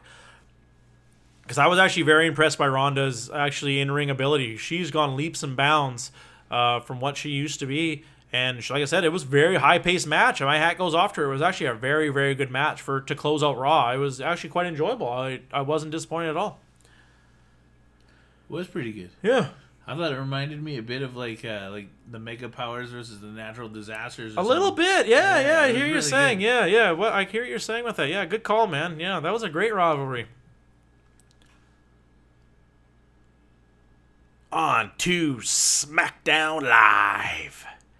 Did you read this, Morgan? No more pancakes are allowed to be thrown in the crowd by the New Day. That sucks. I know. How weird is that? Kelly, you probably see Xavier Woods. He's like he was in like a sex video and he's huge. He's got like a video game. Where's Kelly's seen the sex video? he's got like probably he's in a sex video. Yeah. But his more famous reason is that he has like his own YouTube channel of video games. He's a mega video game guy. YouTube as well. Yeah, I know. Imagine that. Imagine I that. haven't seen his YouTubes. It's YouTube. Have you seen his tubes? That's what the kids are calling these days. But he's big on Fortnite. Obviously, everyone plays Fortnite, so you have this big Fortnite thing where he came out with this dude like a llama, and that was like his whole thing. Came with this llama dude at the big Fortnite tournament. Llama dude. Anyhow, can't throw pancakes. That's what they were doing at the event, the Fortnite event. Yeah. They're throwing pancakes in the crowd too. But now at WWE, Vince has put his foot down. No more pancakes are allowed to be thrown out by the New Day for some weird reason. That's what people love. Some kid probably had an allergic reaction or something. Maybe it could have been. Yeah, some kid ate some gluten. Something must have happened. Exactly. They're just asking for trouble. Someone caught in the eye or something like that. Choking on a pancake. Are we talking about the porn? Oh shit. Quick draw McGraw. Ya boys, the New Day. Bad move to make Rusev a babyface, though. I'm not liking this, though. I really thought that they were going to give Rusev a new feud with somebody else, but here, once again, they pigeon-toe him in SmackDown, because the only problem is he's going to be like that, and then he's going to have to rivalry with fucking Randy Orton or some shit. That's the only other guy they have. I just don't like... Randy Orton's got to move over to Raw, because he's stinking up SmackDown. He's not very good, and he needs to be put out to pasture with the Big Show. Randy Orton's time is up. He's the whole shtick is not working for SmackDown. He needs something new because that's the only other dude you're going to rival with. And I think having Rusev versus Nakamura is not a good move. Again, giving him change it up. Throw anybody in there. Not Ty Dillinger though. Who do you think, Morgan, should have a feud with Rusev out of the SmackDown roster other than Shinsuke Nakamura? Maybe Samoa Joe. Yeah, I like That'd be that. a pretty good matchup. Yeah. I don't know. It's kind of hard to say right now. I like Rusev. He's one of my favorite Me guys too. on SmackDown. Me too. I just think they're going the wrong way with having him feud with Nakamura and turning him babyface. Terrible move. Move I really like though was the homewrecker move by Mandy Rose. You watched that part? Yeah. It was a good move, man. Yeah. Good move by Mandy Rose. Having that whole angle, it really is creating they've created, it's nasty, it's dastardly. Hey, that's what the whole Attitude Era was built on, was shit like this. It's a good move for her career, and it's a good move for wrestling, creating a very, very controversial storyline with Naomi, and so really dragging Naomi into this as well. She's going to benefit from this as well. I hope they are, perfect moment. They're both getting the ball. Let's see how they play with it, and I think they're both in a great position to do it. Having Sonya Deville as the muscle for Mandy Rose to do her dirty work, and then her, maybe having this whole thing with Jey Uso. It kind of harkens back to Enzo Amore hitting on Lana. A little bit, yeah. And that creating a beef. That's a little bit of the opposite, though. We're kind of exactly. They at least were making some kind of waves, and people were watching those ones too. It was kind of weird and short-lived, though. I thought it was kind of odd about the whole thing. But they were trying something with like this backstage stuff. I think that's what builds character, right? And the return of John Cena. To my son's joy, we see John Cena team up with Becky Lynch. Good move by Becky coming out. And I thought it was really almost a passing of the torch moment, man. Because Becky came out, she stood in her boots, she held her own on the mic up against John Cena. I thought she had a few little quips in there, too. I thought it was very well done. Becky Lynch doing no wrong once again, toting the line for SmackDown here. And I thought this moment, especially to have that match, having a mixed match, challenge match, was a great move against. And then we get to see CN versus John Cena with Zelina Vega. And I thought, great matchup for SmackDown. Couldn't have put two better dudes into it. I think CN maybe was a little bit starstruck in that match compared to all of his other matches. He's just getting every legend, which I love. The dude should be rewarded for his hard work and his in-ring ability. Andrade Almas gets good play, getting a cool match against John Cena. But I love the best part about it. Becky Lynch tosses out John Cena to win the match. What a symbolic moment that was, really. Great win for Becky, and then for her, John Cena to shake her hand, and then Becky to do the whole "you can't see me" thing. That one was obviously, could see that a mile away. But can we talk about John Cena's hair? What the fuck is he doing with his hair, man? It looks terrible. It's like I think it probably has to do with being an actor. Ugh. Like they always have to keep their hair long in case they get a role that requires long hair, right? I guess. And for him being a buzz cut guy, but that's what wigs are for, I guess. Or maybe he doesn't want to go with that. I don't know. 'Cause he's in the new Bumblebee movie, and he's got like a new haircut. But he's, it's just not doing it. His haircut looks, just because I think, maybe because it's different. You'd be able to choose what he wants to do once he's at the Rock's level. Oh, obviously. But I'm just saying, it makes him. But he even commented on, like, why am I still doing this hair thing? Obviously, because a lot of people it just looks awkward, is all. Because I know it looks kind of weird, but that's why I think he's doing it. Yeah, I could see that. Obviously, for a role, obviously. The fatal 5-way at the end, though. Man, was that awesome. AJ, Mustafa Ali, obviously Samoa Joe, Rey Mysterio, and Randy Orton. Winner gets to go up against the champ at Royal Rumble. Obviously, it did not disappoint as well. They just did it again, throwing all their dudes into one basket, and you got so many great, talented dudes in ring that the ending sequence was just finish move after flip after crazy finish move, and they're doing it really well, really, really well. Especially Samoa Joe adding into the mix there. Then I wish they would use Samoa Joe a little bit more, a little bit better. But he's just still one of those guys. I think he's having a hard time finding where he needs to be placed. And I think he's got to be the muscle of somebody. He's got to be in a group or as the muscle of somebody. I love Samoa Joe and what he brings to the table. No surprise that AJ Styles won that match, though, of course. He'll be facing Daniel Bryan at the Royal Rumble come the end of January here. I'm extremely excited for Royal Rumble. My favorite event of all time. We still have a few weeks, unfortunately, till we get to the Royal Rumble. And who's going to win that and face the champion at WrestleMania? That's what I've always loved about the Royal Rumble. Just how it's this is your big chance. The winner gets to headline WrestleMania. Nothing better than that. Can't wait. I remember you saying, WrestleMania is one of those events that you went to the movie theater, to watch. You the Royal Rumbles. I never watched any wrestling event at the theater except the Royal Rumble, which is kind of funny, But I've always had a blast. Always been the coolest. Back before the WWE Network existed, yeah. It was a lot easier just to go to the movie theater. I remember back before you could just get it so available now, but before these days, you would have to go rent it a month after it already happened. I still rented always the Royal Rumbles. Yeah, exactly. Not most of the other pay-per-views, but always the Royal Rumbles. It was the coolest. It was always by far the coolest one to watch. It was just because it was the surprise entrances. Who knew what was going to happen?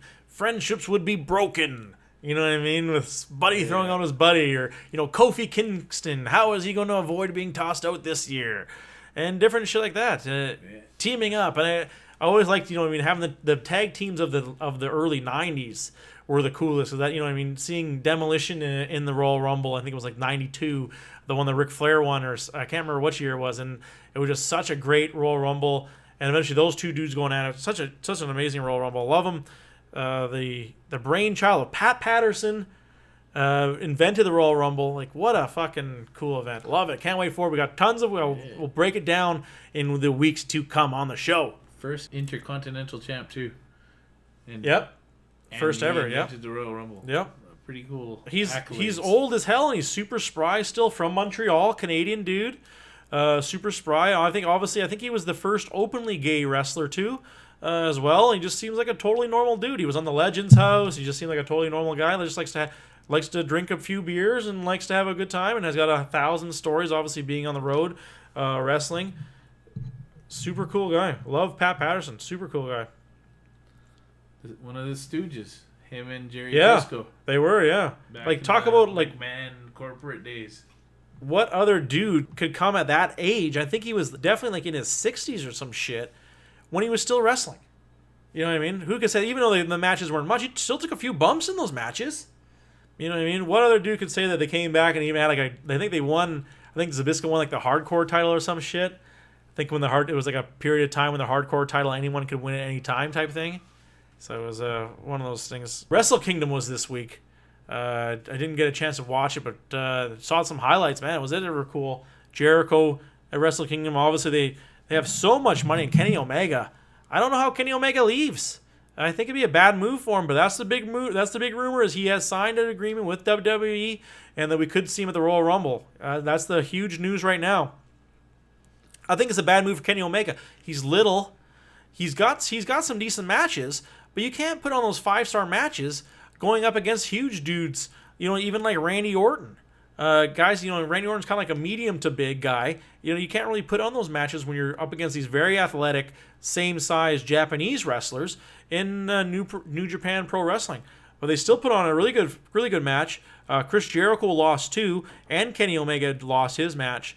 Both dudes losing their titles, and what's going to be obviously their switch up for the year, that New Japan Pro is going to obviously be losing some dudes in Chris Jericho and Kenny Omega. Still, to have those guys wrestling even for a short period of time on your event, it's going to be a very, very, very good for publicity. I watched it. It was pretty good. Oh, nice. Yeah. The Jericho match was awesome. At one point of it, he went and grabbed the camera and in the view of maybe a first-person shooter, he middle fingers Naito when he's on the ground. Oh, that's awesome. That is hilarious. Awesome. Yeah. Wow. It was pretty good. He has really redefined himself over in Japan as being this mega heel. I've been thinking it happened when he had Kenny Omega's blood all over his face, as what a mega heel move. In Japan, they love that shit. And Chris Jericho came over there, guns a-blazing, and every Japanese person over there, ears perked up, and they just loved it. He's going to be a mega star over there in his later years. The one thing that bothers me about those shows is the commentary team. It's one thing to like a wrestler, but they are on Chris Jericho's nuts harder than a bunch of pubes. Oh, I could see that. I could definitely see that. They're talking about how long he's been doing it and saying, compared to his peers, Stone Cold Steve Austin and The Rock, Jericho's being as good or better for a way longer period of time. Longer period of time, I agree. Yeah. But as good or better, Rock or Stone Cold in their prime? I don't think so. They had caught lightning so hard in a bottle. Chris Jericho, I love him. I think he's an amazing Me too. He's one wrestler, of my favorites ever. I hear you saying he never had that moment. Obviously, the moment when he beat both of them in one night, something he can put on his tombstone as his greatest night in wrestling. Yeah. But he never had that moment that The Rock had. He was never that pop culture icon either of those guys were. Yeah, exactly. Stone Cold especially too, or Stone Cold was huge. Just because of the swagger he had and the charisma he had. He's got charisma, but just at a different level. And Chris Jericho can go and do whatever the hell he wants. and be successful at It's it. like the awesome like Canadian show. You know what I mean? Yeah. It was never gonna be as big as a big American show, but like Trailer Park Boys is pretty awesome, Yep. right? And like It's popular enough. obviously it's not gonna do the numbers of like Doctor Who or something. But Chris Jericho could quit like working all together right now and probably live very happily. You know what I mean? Doing definitely, everything. Yeah. Definitely, the guy's rich. Yeah, exactly. No, of course. But I'm just saying, you know what I mean? Like, as opposed, not nearly as rich as Stone Cold or The Rock, obviously, even with the amount of work he's still doing. You know what I mean? Stone Cold, I think, is, you know what I mean, making a ton of money. And then Stone obviously, Cold's pretty well off Yeah. with those like redneck challenges and whatever he does. he's on, I think he's got a TV show on CMT. Yeah, it's like the redneck Yeah. challenge or something. Exactly. Chris Jericho did do a bad game show on Fox. Did you ever see that show? Game No. show? It was terrible. It was like something like you were like on a treadmill and like you had like answer questions or some shit and like the treadmill would speed up and then like it would throw you off the edge. I remember him doing was- those segments on like Much Music when they're like talking about music videos. Right.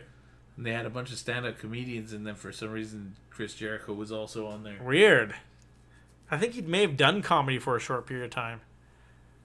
But huge loss for him coming out of Japan, and he's going to be moving on to something else. Can't wait to see. Maybe he goes back on tour. Maybe he does his whole cruise, the Jericho cruise.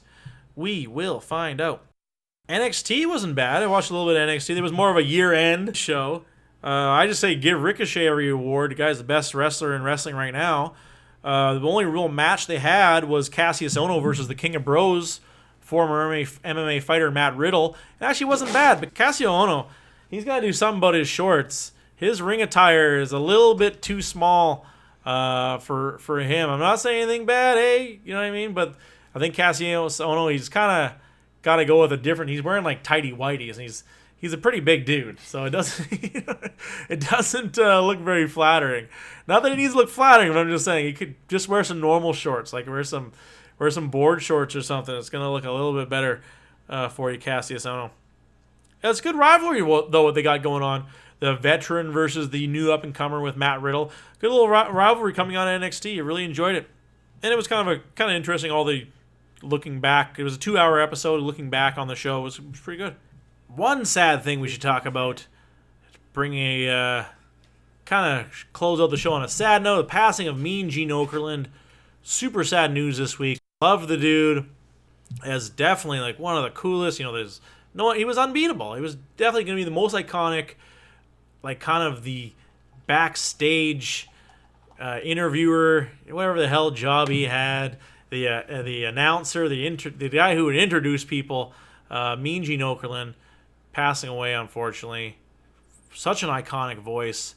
Of all voices, he's one of those dudes who can go beyond bounds. Yeah, way sexier than Charlie Caruso.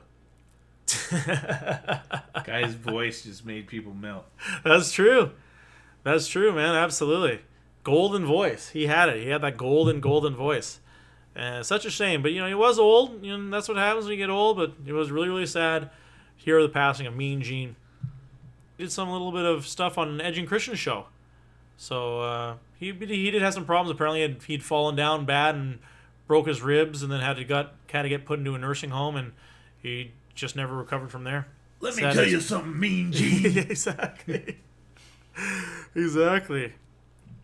And that's the cool news that Hulk Hogan's going to come on Raw to remember Mean Gene as well. This coming Monday, tomorrow, will be the return of Hulk Hogan because of Mean Gene. That's how big of it was. Bringing Hulk Hogan back because of Mean Gene. And he was. And that's the most iconic. And low ratings. That's the most iconic thing, though, is like, let me tell you something, Mean Gene. Oh, Hulkamania runs wild always, man. They're going to get a little bump in their viewership just for, like, announcing it. Of course. Is he going to wrestle someone in slow motion? I hope so. But it's in, like, real speed. Yeah, it's like but he just goes in slow motion now because he's so old. It's in real time, but it's actually slow. We're bringing it to you in slow motion. The crowd's still, like, cheering. That's regular speed. You give him to Andrade Cien Almas. Another legend under his belt, maybe. That's true. Maybe right. Hulk Hogan would have to win, though. Of course. He's not coming back after all these years and, like, getting his ass kicked right away. Of course. The audience is like, "Oh, that's sad." I know. Yeah, Hulk Hogan's back. he's Shit. I think if anything, someone may come down and like, you know what I mean, like say like, oh, you're old and whatever, and then they just have a little bit of a tussle, and then he throws like a leg drop on him quickly, and then his music plays down. Yeah, what'll happen? Hulk Hogan will be out there. A bad guy will come out. Yeah. They'll tussle a bit. As soon as Hulk's in any kind of trouble, like maybe Daniel Bryan comes out and like puts him in a leg lock or something. Then AJ comes out. I could see that. Hulk, I could see They that. both whoop on him. I could see that. That's not bad. All Elite Wrestling announces huge news in wrestling. Announces their next pay-per-view, Double or Nothing. All Elite is going official with this as well. Cody Rhodes at the helm as the promoter. They're signing people left, right, and center. One of the biggest rumors was that Goldberg was apparently in talks with them to do an appearance at a show. And also, Morgan, you were telling me about was that AJ Styles was also reportedly ordered a massive contract from them.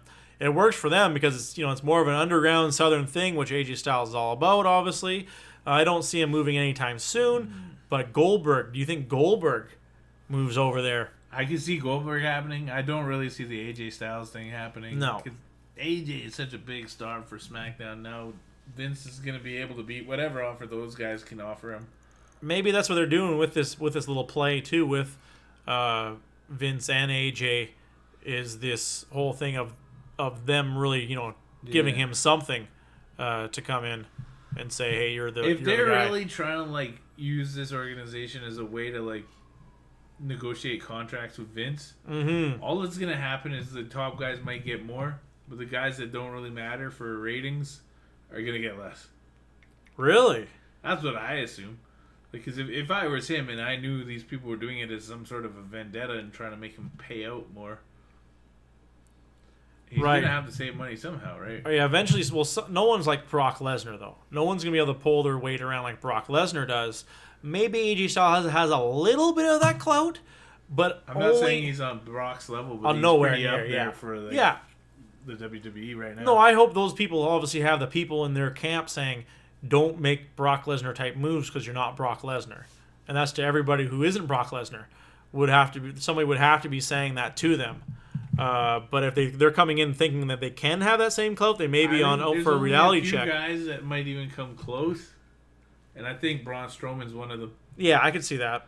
I don't think they want to lose that guy. He has such like star potential. He's massive too. Like probably the most athletic guy for that size ever. Maybe Vader, but like Vader was right on par with that. Absolutely. One dude who tried to do that was Ryback. He tried to be like, no, I'm going to go out elsewhere and get tons and tons of money. Newsflash, you're Ryback. yeah, Ryback had nothing on Braun Strowman though.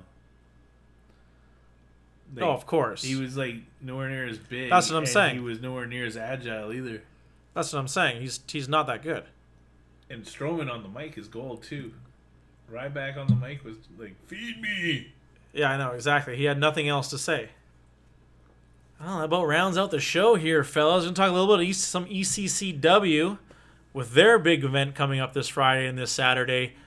Huge news coming out of Vancouver. This is ultra local for any like international listeners. Exactly. Huge card coming to Vancouver, garnering international intrigue. Now, it's actually a good card put on by a local organization, ECCW, garnering the names. Cage was supposed to be there, but he had to pull out due to contractual obligations. But their main guy, a local guy, he doesn't really wrestle anywhere else, is El Phantasmo. Great in-ring ability. He's got the look too, and I don't know why he doesn't do more wrestling. We'll find out more on that. Might have something to do with his size, but maybe he could do like 205. Yeah, right? that's what I'm saying. I think he's totally fit for 205 Live. Maybe he's got a good gig working around here. Maybe like his daytime job pays him quite well, and he's just El Phantasmo by night. But they're putting on some pretty damn good shows coming up here. He's a pretty good wrestler though. The Voros twins as well. They're a good tag team. Gonna be some. They got some big marquee matches. We've went to a few ballroom brawls in the past. They're good, and they're absolutely super amazing. It's an adult setting. No kids allowed. Only 19 plus. There's obviously the Commodore Ballroom has tons of bars, 4 bars to be exact. And good time will be had by all. It's like the coolest wrestling crowd you will ever be at. You're like, it would probably be the worst nightclub crowd you ever seen, but it's in a nightclub and it's a wrestling event. So it's pretty good, because normally when you go to a wrestling event, there's a lot of people there that are kind of, well, you know how all us wrestling fans are. Yeah, exactly. Exactly. Huge card coming out of there. Wowzer doodle. We've done it again, folks. Show number 18. Anything else you want to talk about, Morgan? NFL playoffs. Like you touched on the NCAA playoffs. Mm-hmm. The NFL. Indianapolis coming up big against Houston. Yep, huge win. Andrew Luck looked really good. T.Y. Hilton continues to dominate in that stadium. In Houston, they must hate him.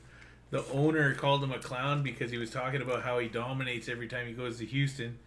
The guy walks into the stadium wearing a clown mask. Hugh just got clowned. Big game. They got clowned, Houston. Yeah. He was clowning him. Big win for my team, the Cowboys. Yeah, unfortunately. Gotta hear about them boys for the next week. All these Cowboy fans coming out of the woodwork like cockroaches. We never hide it. We've got like 2 playoff wins in like 20 years, and we all still wear our shit. That's true. It's not like Seahawks fans where like you didn't see a Seahawks fan until Russell Wilson showed up. Exactly. It's true. I didn't even know that there was that meme. It's like the kid from Free Willy was like the first and only Seahawks fan, and like Danny Tanner. Danny Tanner was the Golden State Warriors fan. Everyone was like, "What team? Nobody wore a Golden State Warriors. Where do they play? Before, whenever. What exactly? That's what I'm saying. Who even knew? I didn't even know where the hell they were from. Like Golden State. Okay, all of California. Golden State, I think it represents like San Francisco and Oakland. Yeah, it does. Yeah, but still, like, where is this in California? Do you remember there was a hockey team? This is before I think either of us were born. The Seals? The California Golden Seals. Yeah. And they were out of Oakland. Oakland, okay. Yeah. There must have been one hell of a boom going on in Oakland in like the 60s or some shit where they actually, how does Oakland get a football team? They got a large population. That's the thing. I think they're like a mega suburb. They're like the biggest suburb I think I've heard in like all of America. I heard it's pretty like ghetto there. Oh, big time. Like worse than LA. Yeah, exactly. Yeah, I thought LA was pretty crazy. That's what lots of notable rappers coming out of Oaktown. E40. E40. Exactly. Obviously, the biggest one, if you ask somebody from that neck of the woods, it would be Mac Dre. Too short, man. I think Mac Dre is probably the most popular, I think. Too Short was. Huh. Because Too Short was the original Oakland guy, and he's still fucking rapping. Wow. And still, like, selling. So is E40, though. Yeah. But I think E40 and them kind of came up as a part of Too Short's movement. Oh, okay, I got you. I see. Yeah, I see what you're saying. Like, exactly, where they have like a... Like, he started the whole, like, we're all pimps thing that Oakland guys have. Huh. Like, he started in, like, the early 80s, like, probably like 84 or something. Old as shit. He did a song recently with Lonely Island. That shit wasn't terrible. Too Short? Yeah, he did, yeah. I'd like to hear that. It's called the Compliments song. It's kind of weird. It's kind of weird. It's more about like... You should listen to some of his old songs, like Blowjob Betty. He just does the hook. Cuss words. He just does the hook on the song. Cuss words awesome. Too Short. Get yourself some Too Short. But don't say it tonight. That's actually a good Too Short. That sounds a lot like him, actually. That's what he says. Yeah. Huh. Football. What are we going to see? Who's going to make the Super Bowl? Obviously, the big games are happening as we speak right now. Something just happened here because as we speak, Philadelphia is up 16-15 to Chicago with like 10 seconds left. Chicago is kicking a 43-yard field goal. You're hearing it live on the Edu podcast. They kick us up. It's good. It's good. Chicago beats Philly. Oh yeah. So long, Philadelphia. Cowboys fans, so I hate Philly. So long. I love your sandwiches, though, people in Philadelphia. Now Philadelphia fans. Oh, did he time out before? Oh, he got iced Wow, spoke too soon. Gets iced by someone from Philadelphia. That's a growing trend from that shithole of a town. I feel sorry for anybody living in Philadelphia. This is one thing they had to cheer for was they were Super Bowl champs for one short period of time. Team now. He's stepping back up. He got the time off he got the timeout in time as Nick Foles looks on impatiently.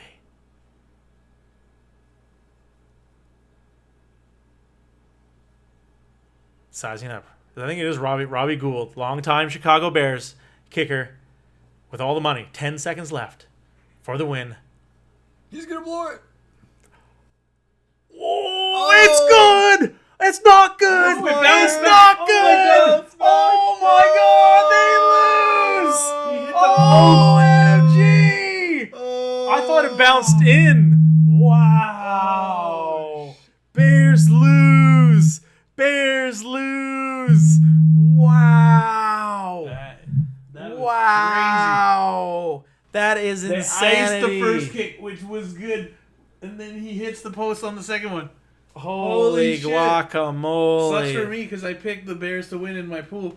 That is insanity. Wow. Hearing it live on the NU podcast. So Philadelphia moves on. So I think this means Philly plays the Rams and the Cowboys play the Saints, or maybe reverse. I can't remember.